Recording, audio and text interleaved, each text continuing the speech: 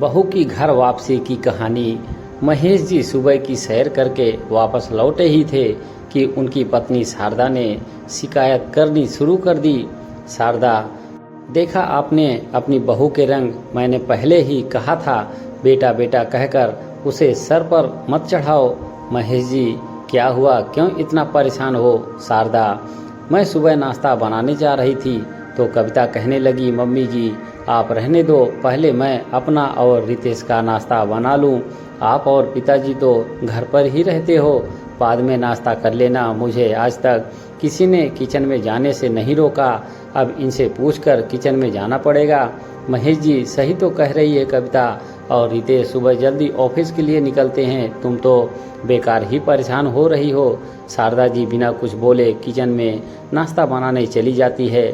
इसी तरह हर दिन बात बात पर शारदा जी अपनी बहू कविता से बहस करती रहती थी।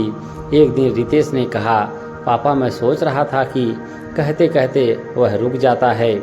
महेश जी, क्या बात है बेटा, साफ साफ बोल।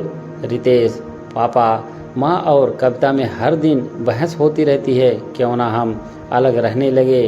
तभी वहाँ शारदा जी आ जाती हैं। शारदा जी, हाँ तो महारानी ने पट्टी पढ़ा दी।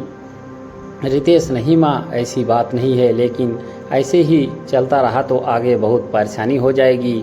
महेश जी, बेटा जैसा तुम चाहो, अगर तुम्हें ऐसा लगता है तो यही सही, हम चाहते हैं कि सब खुशी खुशी रहें। यह सुनकर शारदा जी रोने लगती हैं। शारदा जी, एक ही बेटा है हमारा और आप उसे भी अलग रहने की बात कर रहे हैं।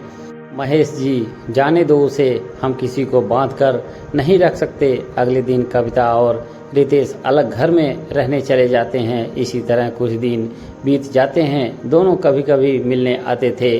एक दिन रात को 1 बजे रितेश का फ़ोन रिंग होता है। दूसरी तरफ महेश जी थे। महेश जी उसे बताते हैं कि उसकी माँ को सीने में दर्द था, वे हॉस्पिटल लाए हैं, उन्हें माइनर हार्ट अटैक आया है। रितेश और कविता तुरंत हॉस्पिटल पहुंच जाते हैं। डॉक्टर शारदा जी को 1 सप्ताह तक हॉस्पिटल में रहने की सलाह देता है।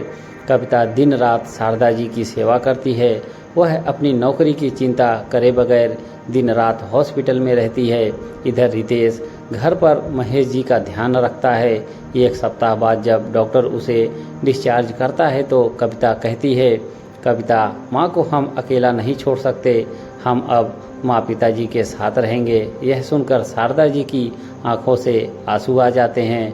वह बहू को पहली बार कहती है, शारदा जी बेटी मुझे माफ़ कर दे। कविता, माँ जी आपकी बेटी होती तो क्या आप उससे माफ़ी मांगती?